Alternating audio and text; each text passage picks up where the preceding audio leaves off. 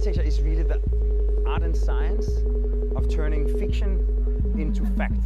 Sometimes kind of real architectural life interferes with intellectual architectural life. There is no such thing as architecture. So, first of all, welcome to Architecture Talk, Anand. Thank you. Thank you for being here. You've been here at the university for almost 15 years now. You were the director of the Jackson School of International Studies. Now you're the chair of the history program here at University of Washington. You have several books to your credit, mostly on South Asian history in the colonial frame. And I was reading your biography online, and you said kind of halfway through the narrative that, where was it? That at some point along the road, you were taken with world history. You say taken with world history. Concerns that resulted in the edited volume with Jerry Bentley and Renata Bridenthal called Interactions, Trans-Regional Perspectives, World History, important terms. So of course I'm excited to have this conversation with you because I know you're very active in the World History Association. You came to one of our conferences and were part of a plenary discussion at the GAHTC, the one we held in Seattle. And of course, I would think that in some ways the mission of GAHTC is interacts, to use one of your words, with actively with that of world history. Yes. So, can you outline for me what you were taken by when you sort of got taken with global history? Sure. What is it about it that got you? I think in the 70s and 80s, a lot of the historical scholarship was centered around social and cultural history, where the idea was to recover the past of relatively marginal people that we now call subalterns. Right, subaltern history was big in the 80s. History. Yeah. And so the only way to get at them was to really look at them in sort of microcosms, to look at them in localities. Very micro scale. Very microscopic. Yeah. And a lot of the people I looked at had larger lives, Yeah. even though we thought of them as peasants, sort of anchored and grounded in the land. Right. But these very same peasants from Yeah. some of the poorest parts of India, Yeah. like the Bhojpuris Yeah. Okay. from eastern UP and north and south Bihar, Okay. were world travelers. They were Because world They travelers. were migrants. So they were subaltern world travelers. Yeah, they went to all kinds of places, from Fiji and Mauritius in the Western Indian Ocean Right. to Guyana, Jamaica, Trinidad, in Right. the Caribbean, Right. Right. and then subsequently remigrated from there to Amsterdam and New York and places like that. Right. And so, but I was never interested in what happened to them once they left their native soil. Right. Similarly, Why were you not interested? I mean, because did that history run- was much more a national kind of history. yeah. National and sort of with a special points if you made it very local. Yes. Yes. Yeah, and it was part of you're recovering India's past for sort of national and international purposes to make certain claims about different South Asian countries. Right. After all, independence was just 3 or 4 decades old. Right. So there was a kind of a ongoing nationalist project around it. Yeah, even if you didn't overtly or directly participate in it, but historiography was oriented along those lines. I know, and history in general, 19th and 20th century was began as nation verification Oh, yeah. projects. History develops as a discipline in the shadows of the nation state. Absolutely. And is always tied to the nation state, Correct. even if you're tilting against it. Yes. So, and when the post-colonies become nations, they follow suit, and Yes. there's a sort of a statement about that. Yeah. So, but you and I, in some register or the other, always will remain nationalistic. Yes. So but continue for me. Then how? Why were the migrations of the subaltern subjects something that you were taken by? That runs against the grain of nationalism. Well, in part, initially it was just kind of internal migration that I was interested in. Mm-hmm. That these people who were so desperately poor, Mhm. the only way they could survive is take up any kind of labor that was available to them, whether it was the tea plantations in Assam, Mhm. whether it was building railroads in Bengal, Mhm. whether it was becoming chowkidars and darmans in Calcutta, Right. and then later on moving to UP, then on to Punjab, Okay. then on to Bombay, Yeah. and of course Delhi is filled with Biharis Yeah. who have come in the wake of the pioneers who left in the early 19th century. So over here, are you saying that even within the nation there is always a sort of pattern Yes. of migration? Yes. So in that sense, the nation is of course already a construction. Yeah. Even though as city dwellers growing up in India, you didn't realize to what extent, other than at the elite level, India was really being reshaped by waves of migrants coming from all over. Right. And of course in Delhi you see that par excellence, but it's largely because the government is pulling in all these people. Well, every construction site in India. Today, yeah. Even before, even when you look at the making of the nation-state project Chandigarh that I Sure, worked on, Sure. the classic photographs are all migrant labor. Yes. Right.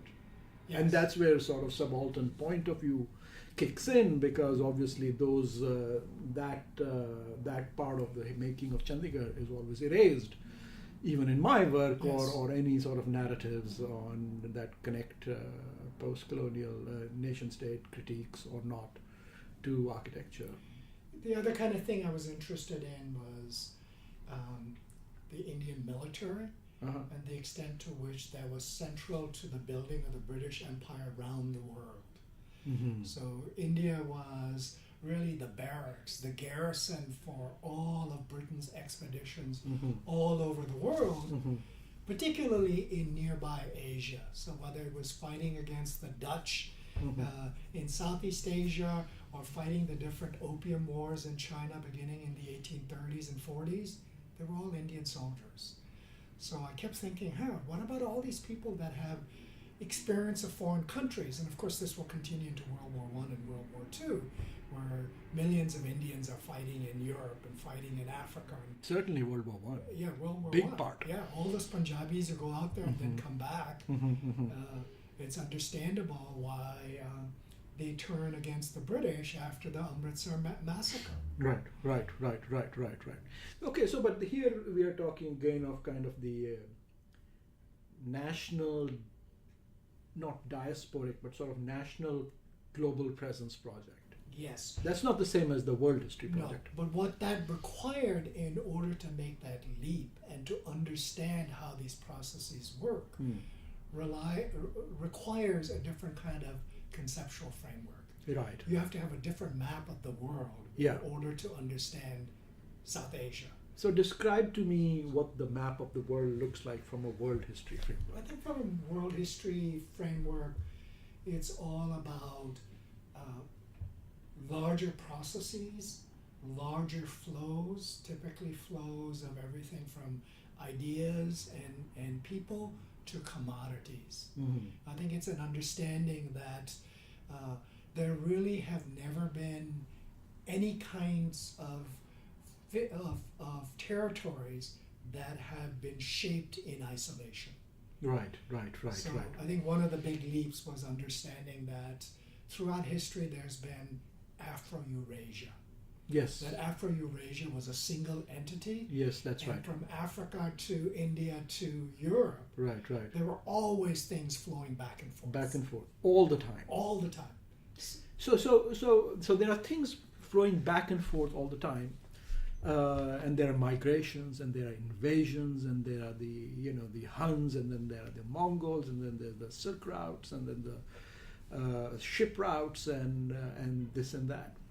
So in your understanding of world history, what is the constitutive relationship between a region and these ebbs and flows?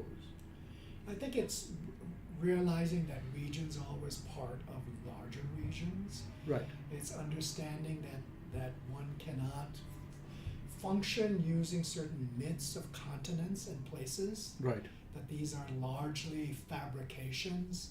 Imagined communities. That was But that's different. imagining a world Yeah. in which Europe was uncontaminated by anything coming from the outside. Right. So there's such a thing as Western civilization or Western Europe. Right. That really is pure. Okay. And it's not constantly being remade, whether it's the Mongols or whether it's Islam or whether it's something else or whether it's the Columbian exchange, commodities coming as a result of Christopher Columbus arriving in the Americas. Right. And completely changing the way we eat. Yeah, certainly the in way our Europe, diets, yeah. but all over Asia. All over the world. Right, absolutely. No chilies before Columbus. No chilies, no potatoes, no tomatoes, no Exactly. no nothing. Yeah. No, I don't know. Food has had a massive impact Yeah. globally. But what I heard you say earlier is you are connecting the prohibition or sort of dislike for a more world or global understanding of history to the specific Euro 19th century project to construct European identity as singular as a part of, I would imagine, the production of the nation states of Yes, West. yes. Is that what Yeah. you're... Yeah, and also in a way, it goes beyond subaltern history too. Because subaltern history ultimately is caught kind of within kind of nation state histories. Right. Because it's still talking about people within the confines of Yeah. political territories. No, sure. No, but let's stay for a moment on the production of Eurocentrism in the Yes. 19th century. I mean, is that fair to say, therefore, that Eurocentrism and the nations and history as verification of nation states, and therefore identification with certain geographical / political boundaries, is the kind of that history and that root is the project that one seeks to undo by the idea of world history? Yeah, that's one part of it. I think the larger agenda is thinking in more global terms, expanding the frontiers of how one does history by seeing a greater dynamic between the global and the local. Okay. Seeing constant and ongoing patterns of interactions. Give me an example. An example could be thinking about, say, if I were studying the development of cotton as part of the agricultural system in India. Okay. You can see the ebbs and flows in cotton production or in textile manufacturing. Yeah. That has a lot to do with what else is happening around the world. Right. So you're talking about the Bombay 1860s connection to civil wars. Yes, Suez Canal. exactly. You know, why is there a sudden spurt of extension of cotton cultivation? Yeah. And that's because there was a civil war in America. Yes, exactly. And the Yankees blockaded the southern ports. Yes. And so the British needed extra cotton. So they set up an alternate production zone in the black cotton soils of Western India. Yes. And then cut the Suez Canal so that they could get it to Manchester faster. Yeah. But at the same time, there are all these attempts to curb Indian textile trade, which of course has a very long history. Yes. Yeah. Textile trade, you're talking more the Asian sphere and African sphere, traditional trades. Or even Indian cloths being sold all across Europe, and the popularity of Indian cloth. Right. Till the British start setting up tariffs in the 18th and 19th century designed to block all that. So I think in answer to your point, it's seeing how so much of what we sort of, let's say I was doing Deccan history and only did the expansion of cotton in Western India Right. in the late 19th century Yeah. in sort of local terms. Yes. I would fail to see some of the larger dynamics Right. underlying this growth. Right. So if we start looking at saris and sort of in history you call these material cultures. Yes, Is that your term? That's right. If we start looking, and I would call it fashion because Yeah, that's no, my absolutely. term, right? Absolutely. So if we start looking at saris and various types of clothing is closely aligned to the body, to gender, to how people wear it, and therefore how it's produced and how it is dyed and how it is then coded through various caste identities, class identities. I mean, all these sort of traditional region-making constructions, in a sense, what I'm hearing you say are also simultaneously shot through with non-regional forces. Yes, absolutely. I mean, and so you can follow this kind of pattern looking at anything, religion, material culture.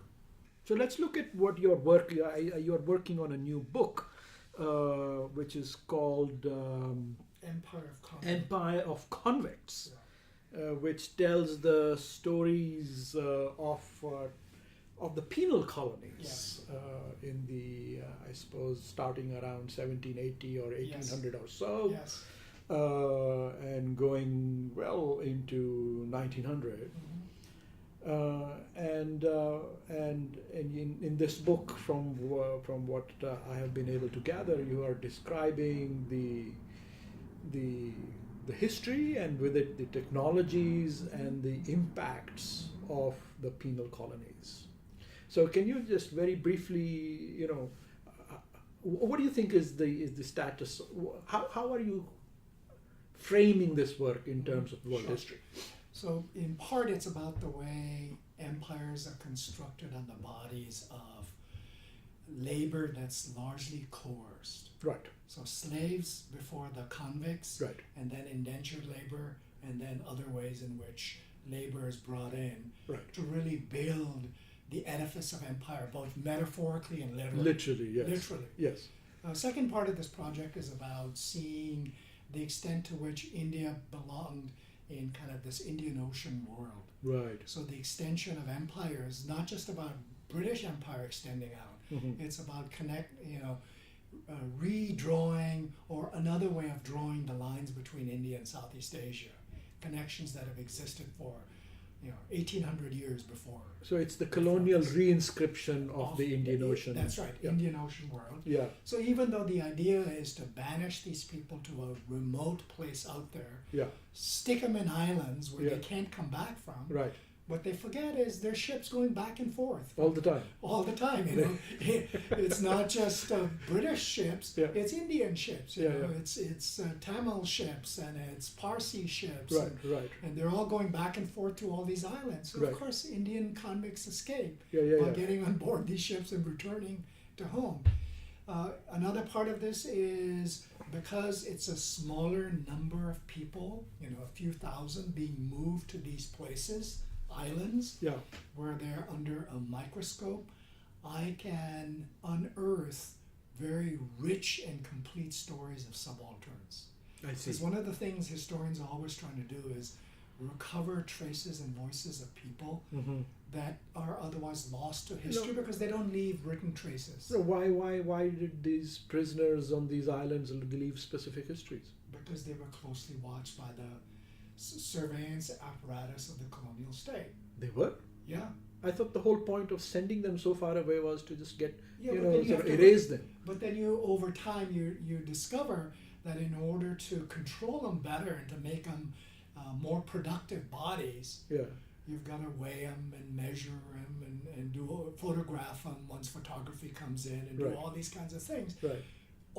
in the name of making them better human beings, Right. which to the British really means more productive workers. Right. Well, the whole 19th century project around penalization, criminality, and punishment and discipline was theoretically or supposedly to produce better human beings. Yes, but it's a sham. It's a lie. Yeah. It's total fiction because they pay very little attention. In a way, their motto is what you see in sort of the inscribed in German concentration camps for the Jews. Yeah. You know, Arbeit for. through labor you become free. Yeah, Arbeit for Kunst. Yeah. Yes, yes. Through labor you become free. Free.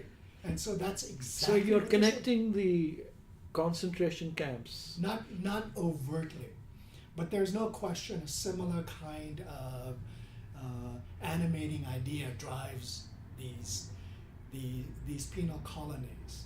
So what they're doing is So this sounds. How does it connect to the Protestant work ethic? The sort of. well, it connects to sort of two kinds of colonial perceptions of all natives. One is that they're all criminal. So how can people that are being banished for violent crimes they've committed, they're just slightly different than the rank and file Indians, Malays, Indonesians. They're all criminals. They're all Yeah. criminals to some Right. extent. The second is that because these people are savages, the only way to reclaim them is to teach them useful industrial arts that then can reclaim them once they are emancipated. Okay. And then they can become the milkmen, the cart drivers, The craftsmen. the craftsmen, yeah. And so on. So I'm reading over here, a shorthand for the entire project of colonization. Yes. But I do want to step back a little bit and come back to what I was trying to push at earlier. That this idea that work sets you free Yes. is of course particularly applied in the colonies and let's say in Nazi Germany to the Jews. Mm-hmm. But where does this come from? I mean, it also applies to the production of European civil society Yes. as well, does it not? Yes, it's also applied to, so Britain had sort of prior experience in North America because it shipped all these people to the Chesapeake colonies. Mm-hmm. And they were their own people, so they're shipping out people from England, Wales, Scotland to the Chesapeake colonies, and they're working alongside slaves in brutal conditions. Right. Then, of course, they start in the 1780s in Australia at roughly the same time that they're doing in India. Yeah. So those are contemporaneous. The American experiment is over by the late 18th century. They're closing down, and of course, after 1776, you can't do that. Right. So Not there, explicitly, so yeah. there, the punishment part is more important, but always suffused with that punishment part is this other part, that labor can make you a better human being. Teaching useful crafts or artisanal work in the 19th century definition of the term makes you a better human being. Where does this idea come from that work makes you a better human being? In the case of subject peoples, it's all subject peoples are lazy. The lazy. No, but why? John Ruskin said, or Marx said, so that you can philosophize after dinner. Yes. I mean, the idea was that we are going to be freed of labor. Yes. Is a kind of classic Marxist, argument. But somewhere in there he's arguing with this idea, I imagine. Yes. And so a different idea of work is, of course, craft work, which Yes. is John Ruskin, which is that only a particular kind of work is ethical or moral or beautiful. Yeah. But there is this sort of general idea that work in general sets you free. Where does this come from There. in Western history? I don't know whether there's a single source, Okay. whether one can tie this in with the Protestant ethic kind of idea. Mm-hmm. But there's certainly that notion that that there are classes of people whether it's lower class Brits or ordinary men and women in India, who aren't prone to being industrious and diligent. Right.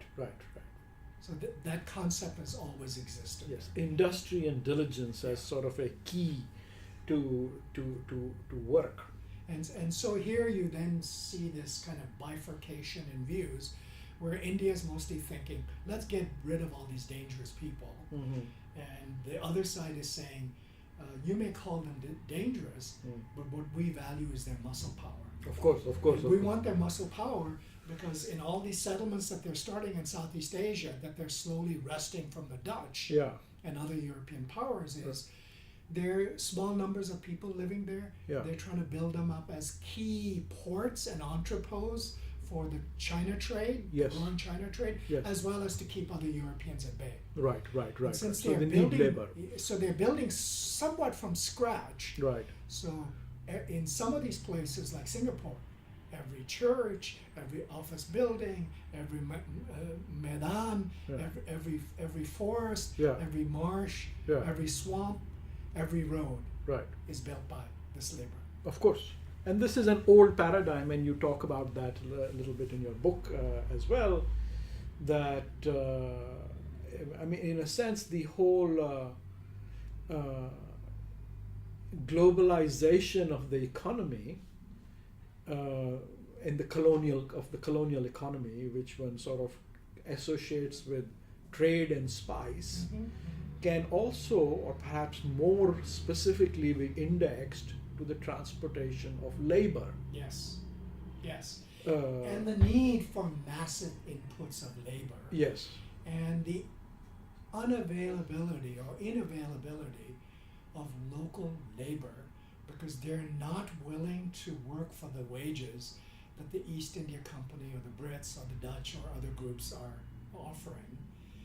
So they bring in indentured So labor. they bring in labor that they're familiar with. They're familiar with. Or unfamiliar with. Or unfamiliar, it doesn't matter. Slavery started Exactly. with this equation. right, I mean, that's the right. native populations were killed or died from Yeah. disease. Yeah. So they needed labor for the haciendas. So Yes, they said, yes. we will get them. So you see this startling rhetoric at the same time that they're saying, help, we want as many convicts as possible. The other page, you turn to the next page of the British archives, and there's this whole highfalutin rhetoric about emancipating slaves. Yes, The of locals course, don't like it, but we, the noble British, Of are course. going to get rid of slavery. And we do it a lot faster, but those damn Malays, those damn Indians, those damn Indonesians, what would they do without slaves? Okay, so we have, as usual, sat down and trashed the British, which is always celebratory. So cheers, well done. Yeah. But you started to describe for me, the, in a sense, let's say, pre-colonial economy of the Indian Ocean. Mm-hmm. So, and you're so tell me, what was that world like? Similarly, differently, what were its notions of transportation of labor, trade in the same sector and sphere? Yeah, there was never large flows of labor because prior to a certain time, you don't need huge labor inputs. Okay. It's just certain kinds of, whether it's plantation agriculture, or whether it's mining, or whether it's industry. It's until the development of those sort of economic activities that you really need large labor inputs. Right. The one kind of area where you're trying to bring in people is the ships that plied the waters of the Indian Ocean are always multinational, multilinguistic, multicultural groups. Why? How come they weren't Cholan ships and Tamil ships and? Because you needed people that knew different languages. You always needed brokers because those ships are always about going to foreign lands. Yeah. And so who's gonna speak Malay when you get to Southeast Asia? Yeah. Who's gonna speak Bahasa Indonesian? When you get to these places. Yeah. So you carried translators with you? You carry translators, or you carry these people because most people didn't want to work on a ship forever. Yeah. So you were always trying to get folks who were willing to, because there'd be a lot of turnover in the crews of these ships. Right, right, And so that whole world, and then merchants were the other group that were all over. Yeah. And you saw that in, say, Indian merchants from the very beginning, they make, whether it's out of true love or whether it's strategic alliances, they marry local women. Yeah. It Well, was- the British were doing that too in the British were early doing days. that, sure. So you see Chinese doing that with local people in Southeast Asia. You see Indians doing that with local people. Yeah. And the kinds of sort of typically bigamous or polygamous relationships that they had Right. enabled them to be very, very successful. Right. And of course, Amitav Ghosh describes that kind of world. Of course. In sort of the Parsi merchants who marry the Chinese women and have offsprings who are on board ships and things of that sort. Right. So again, now we have that sort of global world culture, hybridized. That's right. Hybridized boundaries and civilizations. Yeah, and what makes the Indian Ocean different than all the other oceans other than the Mediterranean is it is navigable from very early on. It's almost from the beginning of the Christian era, the Common Era, that people have figured out how the Mawsum works.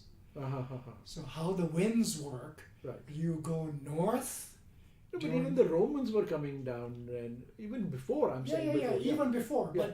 but sort of in sort of extensive and volume of trade. It really begins. It kicks up. It kicks up at the beginning. Why did it kick up around that time? I think it's the search for trade, the search for certain kinds of opportunities. No, but why ocean going? I think that having the technology, Better ships. better ships, having it takes a while before you have even in the Indian Ocean Confidence ships that in can the go- monsoons. Yeah. I mean, it'll take infinitely longer across the Atlantic and the Pacific. Right. But the Indian Ocean is easy compared to what's going to happen in the Atlantic and the Pacific. But compare it to the Mediterranean. You said except the Mediterranean. The Would you say Mediterranean is a is smaller, similar? it's a smaller world. It's a much smaller It's a world. much smaller body of water. Right. And there, of course, it's well before the Common Era Right. that people are going back and forth. Right. And that's a single world. I mean, Right. there's an example of how could you talk about a Western Europe or a Europe Right. when you have the Middle East and Europe interacting and Central Asia interacting with one another Right. from the very beginning That's of right, that's Western right. civilization or Yeah, yeah. so-called Western civilization. Right.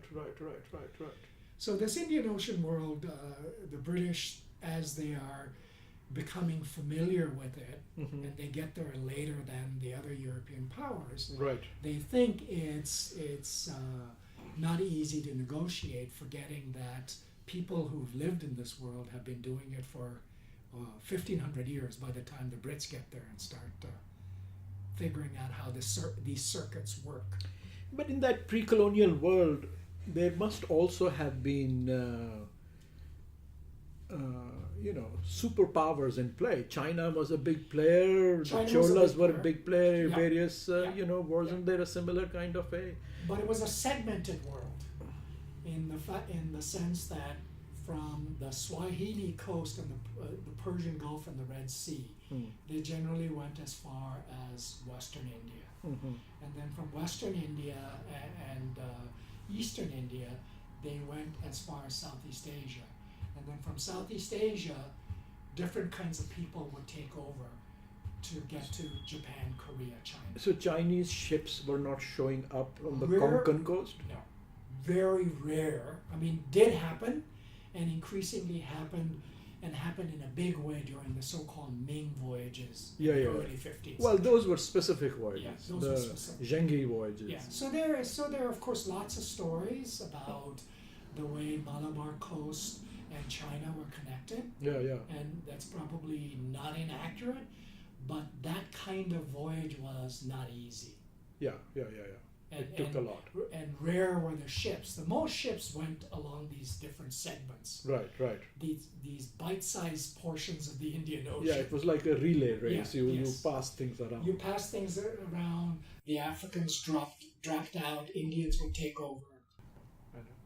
All right, this would be a good time for us to take a break. We are talking to Anand Yang, professor of history here at the University of Washington. We'll be right back.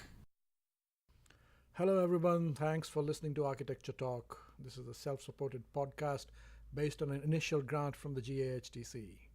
For more information about GAHTC, please visit gahtc.org. We release a new conversation every other Wednesday. So, if you're enjoying this conversation, please do be sure to visit our website and to check out some of the earlier conversations. From the website, you can also subscribe to this podcast and you can listen to the other episodes. You can also simply directly subscribe to us via Spotify or via the podcast app on your iPhone. And of course, we are available to be listened. And of course, we are available to be heard via any of the other podcasting apps that are available on the internet, such as Stitcher, Overcast, etc. We would also love to hear from you if you have any questions or just some comments, or even have a suggestion for a future episode. You can reach us via the contacts page on ArchitectureTalk.org. Thank you for listening again. All right, and we are back. We are talking to Professor Anand Yang, and we are discussing world history in the Indian Ocean. So Anand, in history and in theory and in the humanities in general, we now have this, I don't know what it's called, the material turn in a variety of registers. Yes. And of course, I'm particularly interested in that, given kind of my disciplinary location around architecture, broadly defined. Mm-hmm. And I wanted to get into that discussion with you in the context of what we are talking about. And I thought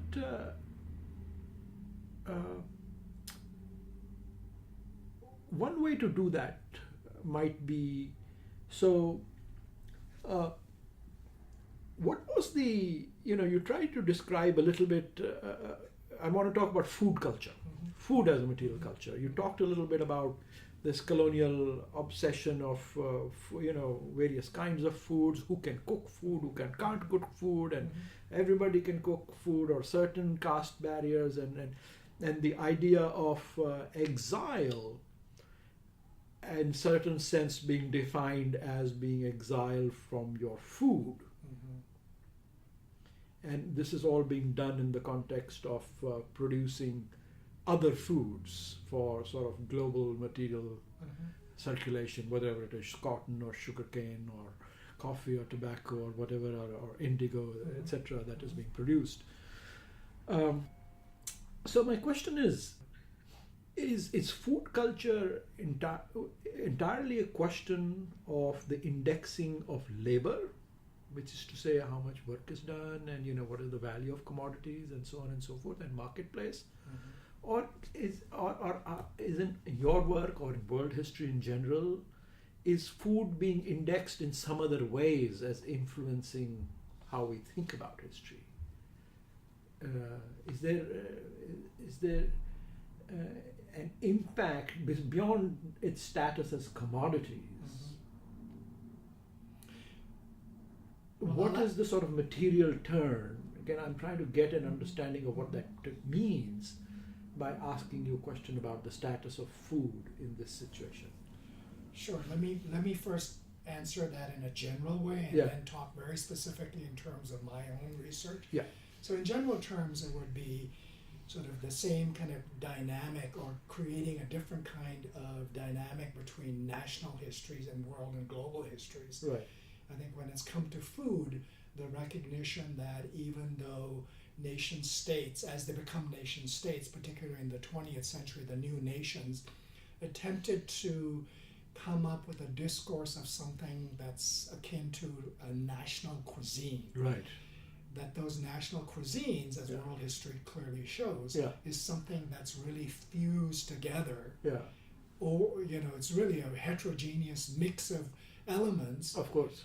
Everything from the substances used to the styles of cooking developed from decades and centuries of interactions with other parts of the world. Right. So Yes, yes. there's that. Yeah. And So it's part apropos of the Colombian national. exchange. Yes. kind Yeah. of The discussion Colombian on that. exchange we discussed earlier. But in terms of what's happening with prisoners and convicts, prisons are, for the British, perfect laboratories to study their human subjects. Right. So it's in the prison in the early 19th century and then on these ship voyages that they understand how caste works. And the way caste is shaped by transactions involving cooked and uncooked food. They don't use that vocabulary, but what they're anticipating is what Chicago anthropologists like McKim Marriott and others will conclude in the 1950s and 60s, and these are really breakthroughs in understanding how the caste system works. Yeah. These officials figured it out because they had mutiny on their hands. Right. They had soldiers who were coming back from Madras Yeah. after Robert Clive fought there in the late 18th century. Yeah. Bhojpuri folks returning to eastern UP and Bihar Yeah. who came back and found themselves outcasted because Because they had come on the ship where they had eaten and drunk water on the ships coming just back from Madras to Calcutta. Right. And so their fellow villagers outcast them, and they're writing letters to the British authorities saying, help, what are we going to do? What are you going to do for Yeah, because we are outcast now. We're outcast now. So explain to me, what made food such a critical marker, or not even, it's not a marker, a critical material event in caste identity in India? Because it's sort of it's a transaction involving a commodity, involving a thing that has different levels of purity or impurity attached to it. What does that mean? It means that caste is about ritual purity. Okay. And to maintain high caste means avoiding any transaction where you might come into contact with or be contaminated by ritual impurities. Ritual impurities involve touch, involving food preparation, involve waste products. But this is sort of like a high and lower caste thing. I'm trying to think, did this also occur across communities? You mean between, say, yes, of course, because you couldn't take food prepared by Muslims, for instance. From Muslims? Yeah. But like between communities of Orissa and communities of that's Tamil? less so. I think there were always things that, different parts of India have less particularities about these kinds of transactions. Mm-hmm. So generally the stereotype, I don't know how you would define it precisely, but the sort of common knowledge is Bengalis are less scrupulous about caste issues than, say, Kashmiri Pandits or Banarsi Brahmins, right? And there's probably some truth to that.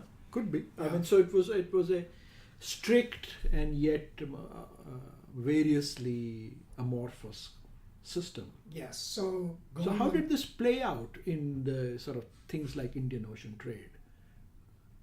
Before the British. Before the British, I think you were careful about who loaded the water on board the ship. So they were like religiously maintaining this? Yes, But there must have been...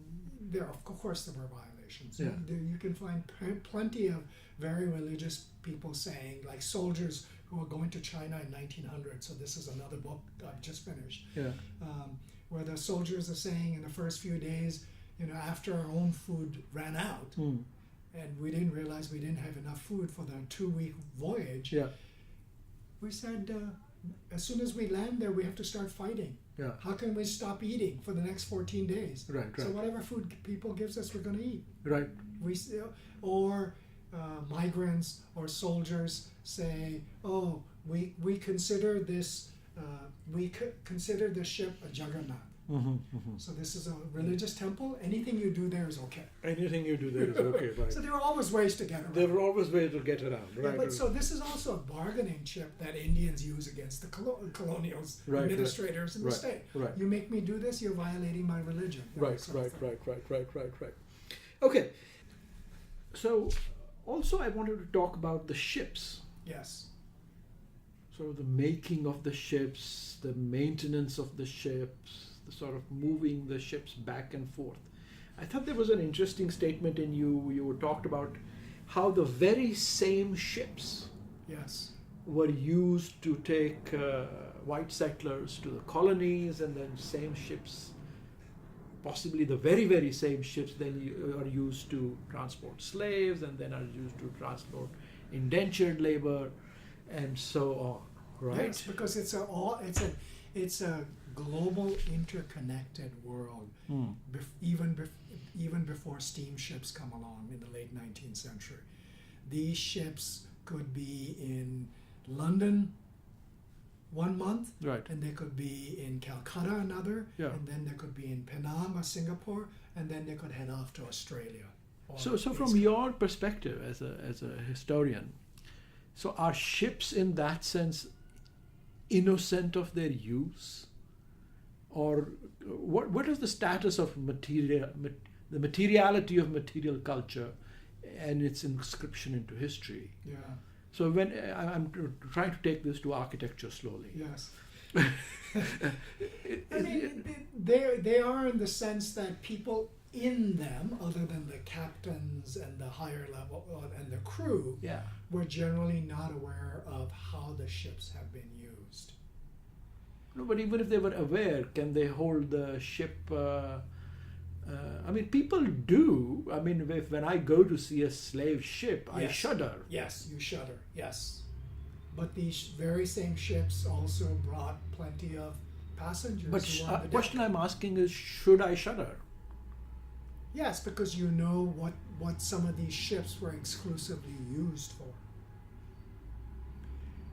But those are in some ways different than when you have 20 convicts loaded onto a ship along with 50 passengers. No, I understand that, but I'm still trying to get to the question of the status of a ship, the sort of epistemic ontological Yes, status yeah, in kind of this material turn in history. Yeah.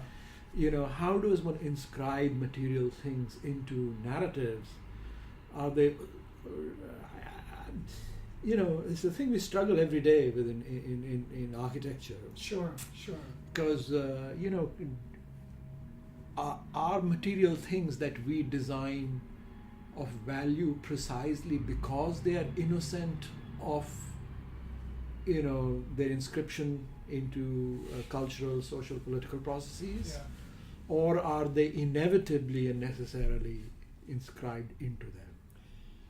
I think they are. I think it's only in recent decades that we've started to consider them in the framework that you're suggesting. Yeah. And of course, if we took this very, very seriously, it would mean many of the remains of things along the Right. eastern seaboard, Yeah. you know, forget the ships, think of so many of the buildings, Yeah, the products of slave labor. right? Absolutely. Universities, as we know, Right are where not they are sitting. innocent of Nothing Yes. is. We learned that in Georgetown recently. Georgetown had sold those slaves in order to stay alive. Does that mean you don't go to Georgetown? You boycott Georgetown? What does it mean? That's what I'm asking. What does it mean? I think you acknowledge that history. Mm.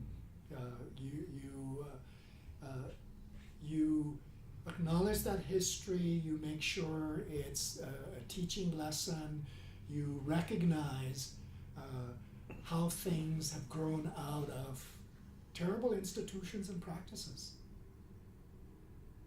And you know, how else? So it's like saying, well, we shouldn't live in the United States, or we shouldn't live in Brazil, or we shouldn't live in, I know, of course. So, I mean, that is true in all cases. I mean, I agree with you. I mean, obviously,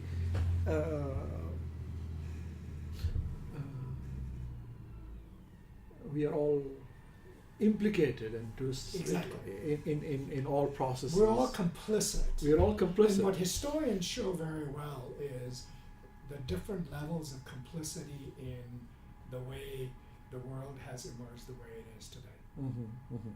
Our roles in and dissuades one from thinking in terms of purity or impurity, authenticity or inauthentic, or that things are creations of this culture or this civilization or this religion. That's just not true. Because I've been, looking a little bit at the architecture of the forts and the sort of barracoons. Zola Neale Hurston's book has just been published. Too much fanfare. And barracoon is the origin of barracks, but the specific buildings. I'm trying to do a little GHTC module on, here is where the slaves were held.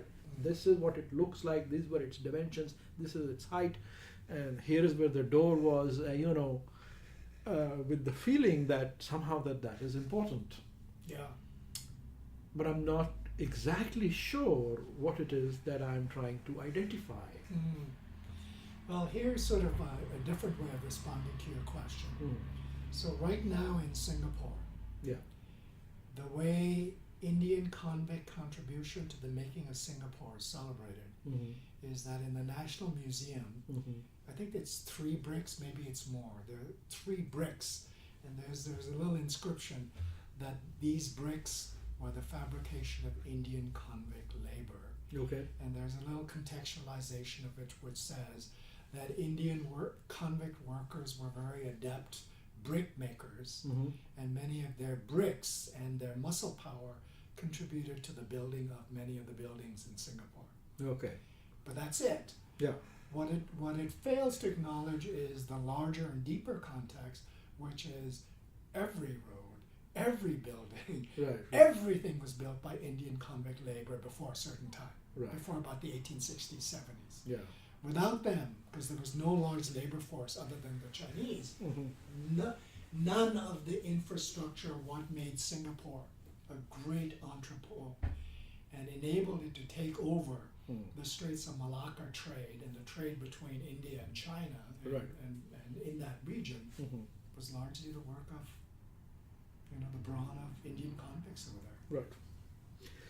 Okay, so sort of zooming back out again as we move towards the to the end here.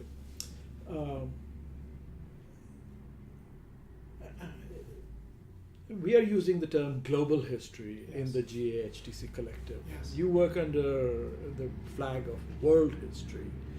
Do you think there are differences between those concepts, or? I think we move. I'm very comfortable moving back and forth between those two. Yeah. I think for a while I tried to I was being too much of a Pakka historian and use global only when one could talk about the world as a global place. I see. So the world was not global before Columbus's voyages. Sure, okay. It doesn't become truly global in that there's a high level of global interaction till the 19th and 20th centuries. Right. You needed telegraph, you needed Suez Canal, you Yeah. needed steamships, etc., etc. Yeah. Now I think global is a way of talking about a certain perspective and framework on the world that one can use very comfortably without seeing these two terms as clashing. So you feel they're sort of essentially interchangeable. Yes. We don't need to worry about that. No. Do you feel in any way that both terms are actually inadequate to the project? What is what are they trying? We're not trying to describe massive world system stories. Yes. Or homogenizing practices only, right? Yes. Yeah. The project is something different. What is the project? How would you sort of characterize it? I think one impulse of all the people who started world history 30, 40 years ago was to move away from any dominant paradigms. Yeah. So there's no master narrative Right. of how human societies have developed. Right. So it's and that Decentered. of course 30, 40 years was decentering Yeah. the master narrative that was the West. Yeah, of course.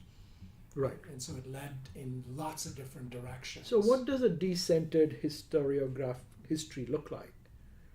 What is I it? think Is it looks it like networks and nodes, or what is it? networks and nodes, interactions, but it can also be comparisons, Right. fruitful comparisons Of things that aren't even connected. that aren't even connected or that are remotely connected. What is the value of those? Well, it's like understanding. So, what is it that enables Cortes and Pizarro to show up with 300 or 500 men and defeat these two glorious empires Right. that exist in the 15th century? Yeah, How yeah. is it possible? Yeah. What has happened in the 14th and 15th centuries in, say, the two marginalized European countries till really late in the day, Spain and Portugal, Yeah, right? the most marginalized countries. They come from the peripheries of Europe, Yeah. and they, forge these amazing empires Right. and defeat two magnificent empires in the Americas. Right. So it's understanding technological levels, agricultural systems, social organization, Diseases. all these kinds of things that would have been unusual for historians to look at once upon a time. Is there a politics to the project of world history? Is there a sort of a political agenda to it? I think in the beginning there was. Yeah. I think the beginning, the agenda was a very progressive, leftist, Marxist kind of agenda. Mm-hmm. So it led to certain ways of thinking about the world in terms of world systems. Right. Because basically it was a story of capitalism. Yes. Right? But So it that's was. no longer. But does it there. offer? Is it articulating explicitly or implicitly a vision of a different kind of post-UN, post-humanist world?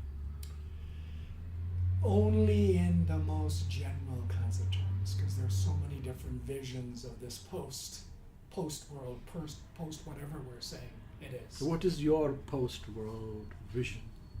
I think this post-world is one of pulling down lots of the boundaries and walls that exist between peoples, Yeah.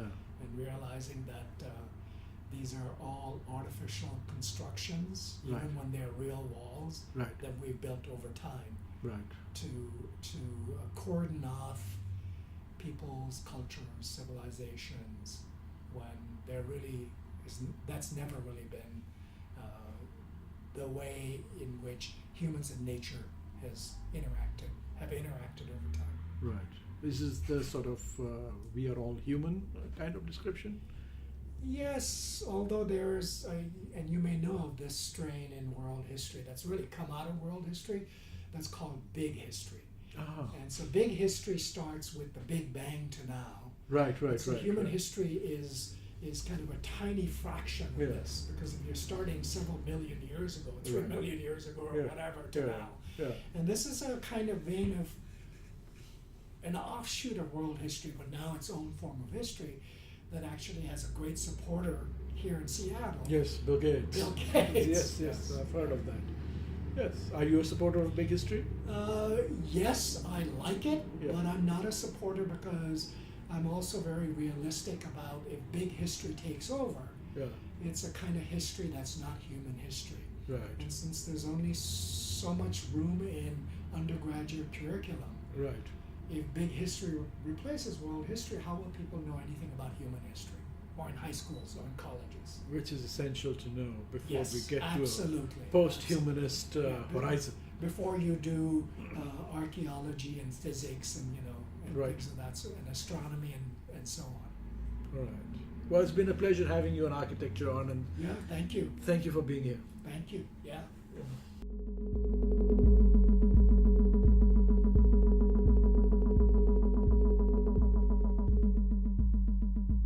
Thank you very much for listening to Architecture Talk. This is Vikram Prakash. I am the host of the show, and our show's producer is Elizabeth Umbenhauer. If you like the show, please do remember to subscribe on iTunes, Spotify, or wherever else you get your podcasts. And also take a moment and rate us on iTunes. Thank you very much, and see you next time.